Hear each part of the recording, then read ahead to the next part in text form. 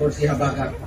So, with the help of the MPDC, sila Margie lang Atimay, headed by Atimay, and also the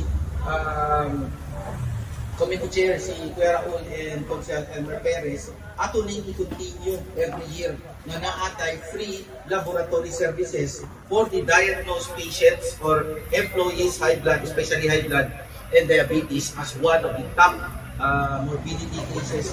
Dili lang diri sa Mahayag, kundi sa tibuok Pilipinas and throughout the world.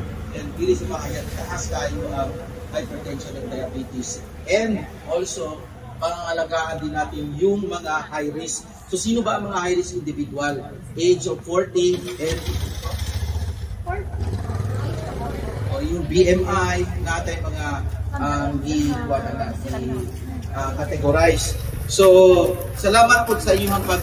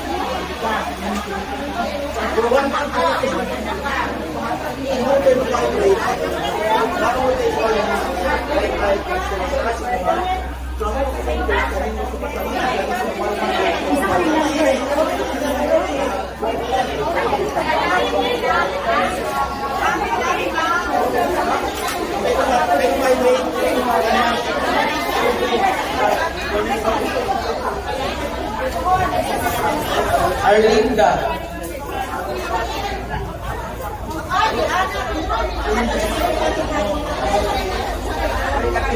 Ihaw kayo magpa-picture ta? Nakapatay. Kadablaw. Hindot yun na siya.